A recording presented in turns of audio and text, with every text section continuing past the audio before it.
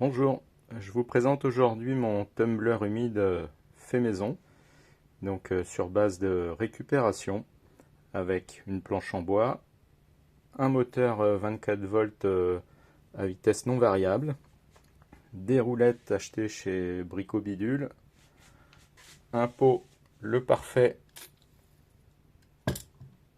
de conserve dans lequel j'ai mis des petites lamelles en polycarbonate collées et pour lequel j'ai fait en tournage, ou pour certains ça pourrait très bien être en impression 3D, un couvercle particulier avec deux trous de goupille, un axe et les goupilles ici présentes pour l'entraînement.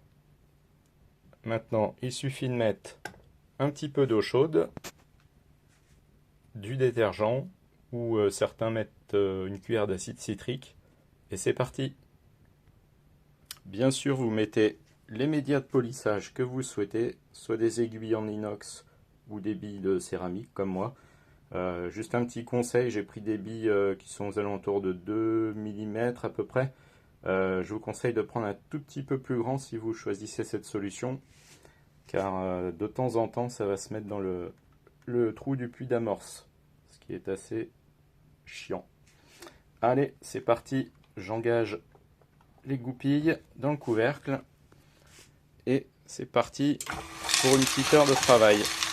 Donc dedans, pour information, j'ai mis environ 50 étuis de 308 et quelques étuis de 635.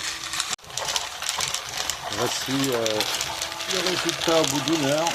Donc on a une eau bien dégueulasse, bien chargée en particules, et on va regarder ensemble l'état des étuis. Donc ça y est, le nettoyage est fini. On va sortir tout ce petit monde du pot Le Parfait. Donc je procède de la manière suivante pour pouvoir éviter de perdre trop de billes à chaque fois. Ce que je fais, c'est que je vide tout l'ensemble juste au-dessus d'une grille comme celle-ci. Donc en fait c'est ce qu'ils vendent pour mettre sur une poêle par exemple pour éviter les projections. Donc c'est un tamis très très fin. Moi ça me permet de filtrer tout l'ensemble le temps que l'eau se vide et de récupérer d'un même coup mes étuis et les billes. Et ensuite je rince tout ça et je rince très bien les étuis pour bien diluer l'acidité apportée par le produit vaisselle. Ça évite les traces.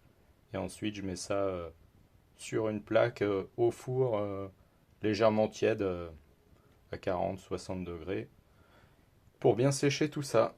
Et ensuite, ce sera rechargement. Voici l'aspect des étuis après nettoyage. Et vous voyez là le problème dont je parlais avec une belle bille de céramique dans le puits d'amorce. Donc c'est pour ça que je vous conseillais de prendre des médias un petit peu plus gros. Ou alors en forme de bâtonnet là, comme ça existe en acier inoxydable surtout. Voilà, je trouve quand même qu'ils sont pas mal nettoyés. Et autrement, les étuis en 635, c'est pareil, qui sont bien brillants aussi. Donc là, c'est la première fois que je mets tout le monde en même temps. C'était pas forcément une bonne idée. Parce que dans le coup, j'en ai retrouvé quelques-uns emboîtés dans le 308. J'ai voulu aller plus vite, mais bon, c'est pas illogique. Voilà.